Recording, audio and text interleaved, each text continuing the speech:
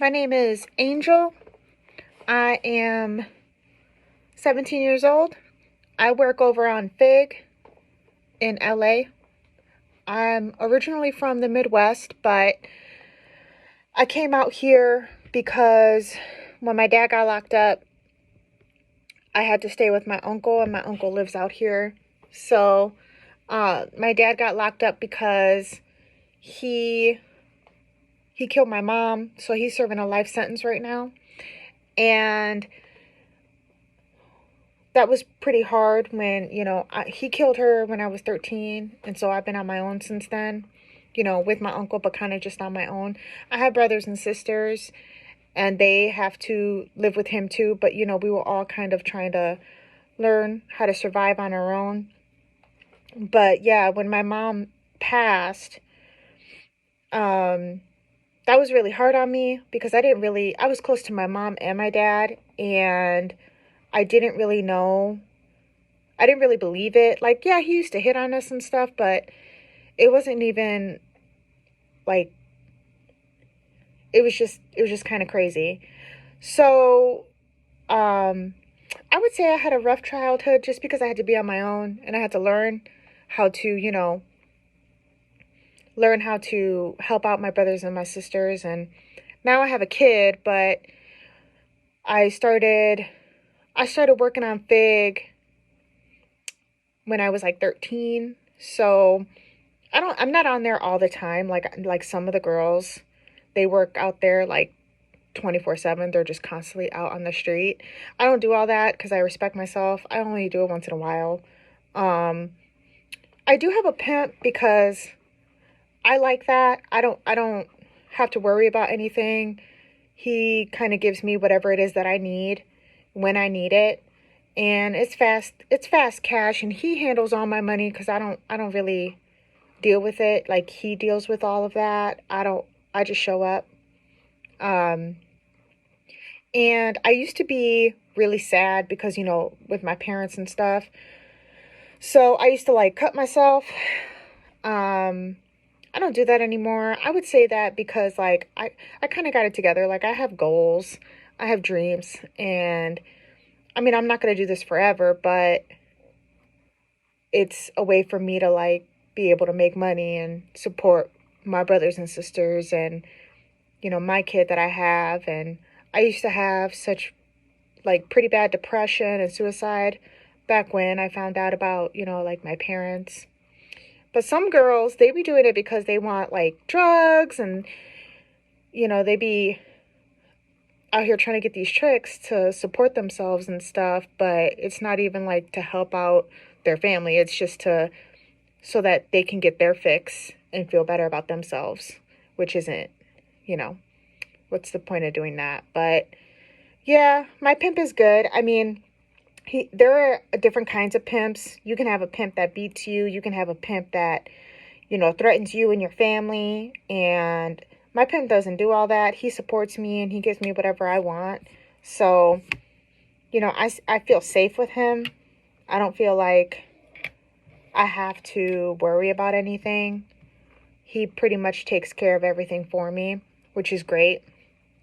And I know that, like I said, I'm not going to be doing this all the time, but I'm going to be doing it for a while. Like, not all the time, but for a while.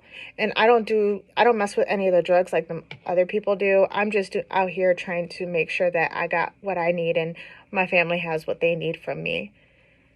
But yeah, it can get dangerous sometimes. Like, one time, this guy, he, I thought that, I didn't know that he was like a pimp, but he was. And he pulled out a knife on me. And it can get dangerous because sometimes you be thinking that, like, you can't, like, you're going to die. Like, sometimes you really have those moments that, you know, you don't know who the person that you're going up to, and you don't know the car. And sometimes the tricks be, like, really out of control, and they really want to hurt you, or they want to be your pimp. And it gets really, that's why you shouldn't be out there like all night long. You should instead work the days. It's not as, you know, because at night it's just a little too scary at night.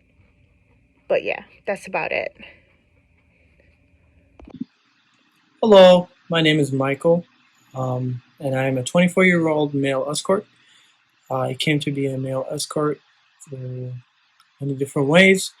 Um, there was a lot that was going on in my life, and male escort kind of saved me financially and give me more freedom. To start with, a male escort is a client who contacts escort is a client contacts sex worker by phone or via hotel staff. Most covert form of sex work, relatively very expensive because of low client turnover.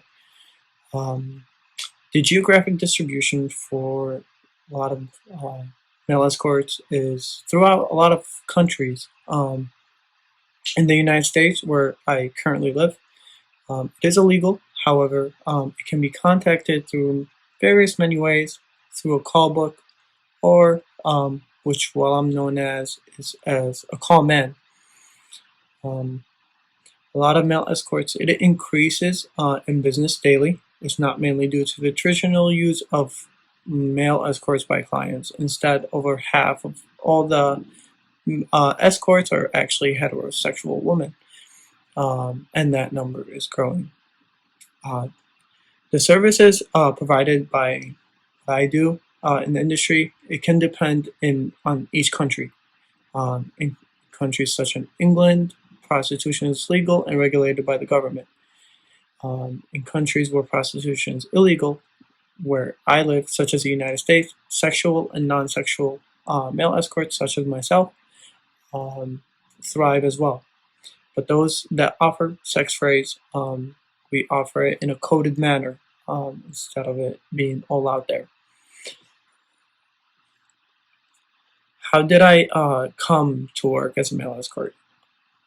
Well, I came to work as a male escort when I was around the age of 23 years old, 22 years old, where I was, kind of like recruited and research the idea into it. To become a male escort, there are certain key traits a male escort should possess in order to become successful. One is intelligence. Two, they must be well dressed. Three, health and fitness. Four, we must be respectful. And five, we must be adventurous. Uh, the hours, and if I work, what are the hours and do you work every day? The kind of woman who is attracted requires research and planning ahead, with the encounter from start to finish, with room for the unexpected.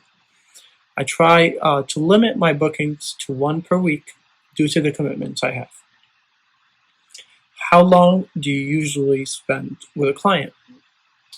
Bookings tend to be between 4 to 6 hours. Occasionally, they are 24 hours, which is my preference because I get the opportunity to create a real fantasy for the client. Um, what does an average session with a client involve? It can vary so much, but there's a lot of hotels, there's a lot of nice bars, restaurants, long drives, shopping trips, weekends away. Sometimes it could be a quiet evenings, around the fireplace. Um, if we're becoming more sexual, there is massage sessions. There's BDSM sessions, all depending on what the client really requires. Do I pick and choose which clients you see? If I don't feel I'm suitable for the client, I'll let her know in the most polite way possible. There will be a million telltale signs, but it all boils down to how I feel inside my gut. The way they communicate to you, the questions they ask, try and haggle you about the rates and prove how big my dick is, which is clear indicator that they're not the type of client I am looking for. Once with a client, do you initiate sex or do you wait for them to? First of all, you must read the situation. Often the woman will instigate if you create the right atmosphere. They'll get really turned on and suggest that we skip dinner and head back to their hotel room. Do you ever take clients back to your home or see them in their own homes? Many of my clients are married and they intend to stay that way. So a nice hotel is usually the location of choice. how much do you usually charge? An average booking for myself is about $1,000 for every 4 hours, plus travel expenses, gas. Most female clients tend to vary uh, with the prices. They tend to vary in how much they usually give, but I usually charge for travel expenses, gas, hotels, and etc. What do most people get wrong about our job as male escorts? Escorting is prostitution, and with that has certain ideas that are perceived, like having to sleep with absolutely every woman who calls you up. Maybe some other male escorts operate this way, but personally, I do not. Depending on the client and depending also how much she pays. Are there any downsides to the job? Yes. Sometimes emotions can blur the lines of work and make things very difficult. Sometimes it could be very difficult to attract a woman. Also, sometimes some people catch feelings for that certain woman, which makes the job a little bit more difficult. Hi, my name is Ellie, and I am a sex worker at a brothel in Nevada called Dennis Huff's Love Ranch. So, what is it like to be a sex worker? Honestly, it is a combination of things. My life is very high maintenance, so I spend hours getting my hair and my nails done every single week, as well as spending almost $3,000 in condoms and lubrication. Even though I seem to live such a privileged life in the sex world, my job is still degrading at points. I do still receive a lot of judgment, and that can be very difficult. But that is something that I wouldn't trade for anything in the world. So, what type of people do I see in my profession? Honestly, I see many different types of people.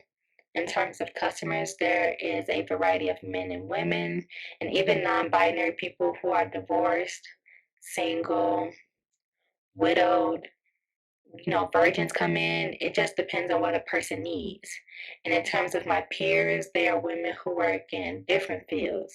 There are women who are doctoral candidates, mothers, service workers, graduate students. It's just anyone who is interested in this career choice. Do I think that it's true that my job profession is safer than others? In terms of sex work, yeah, I feel like brothels are more safer, especially mine. We take safety very seriously. We have electronic gate entries to prevent people from bringing in any type of weapons into the building. We also have two-way speakers in each room. That way, if anything escalates, we have an open line of communication with the cashiers. So a typical day for me, honestly, is pretty calm at some points. So I wake up at around 6 in the morning. I check my phone to see my appointments for the day, to see if I have to contact anyone back. Then around 6:30, I take about half an hour to do a bit of exercise, and I go on a long run. And then lastly, I take a shower and mentally prepare myself for the day, and then start deciding on what I want to wear and how I want to do my makeup. So how would I describe a appointment? Well, it's different for everyone, but each of the girls have a suite.